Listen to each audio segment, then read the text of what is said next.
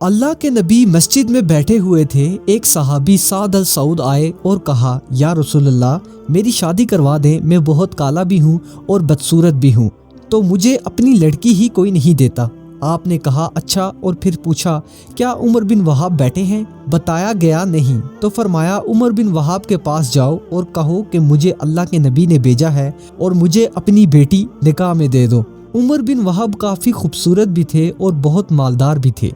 ये उठे और जाकर उनके दरवाजे पर दस्तक दी और कहा, अल्लाह के रसूल का कासिद आया है, बाहर आओ।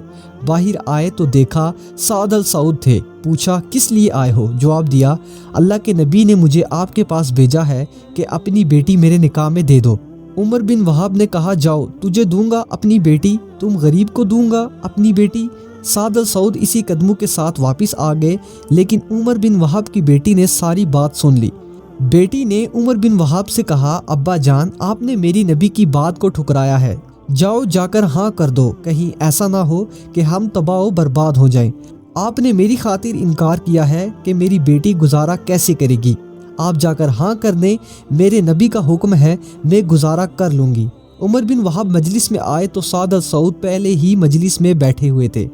अल्लाह के नबी ने उमर बिन वहाब को देखा तो कहा, उमर बिन वहाब, आपने तो हमारी बात ही ठुकरा दी। उन्होंने कहा, या रसूलल्लाह, मैंने नहीं ठुकराई, मैं हाजिर हूँ।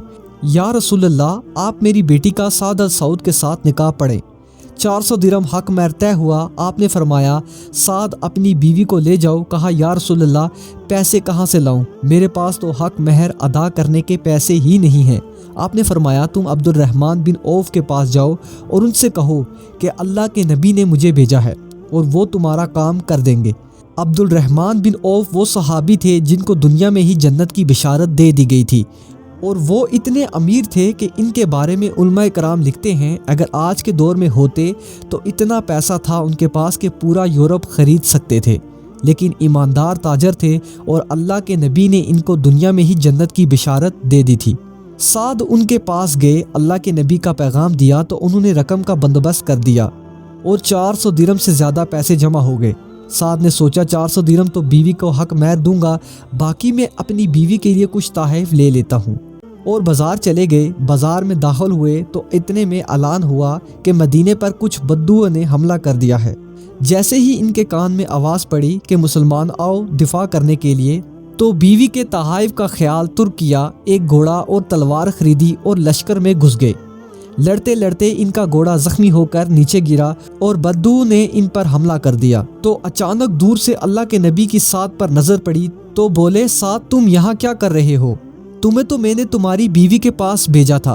तब तक साद अल सऊद शहीद हो चुके थे।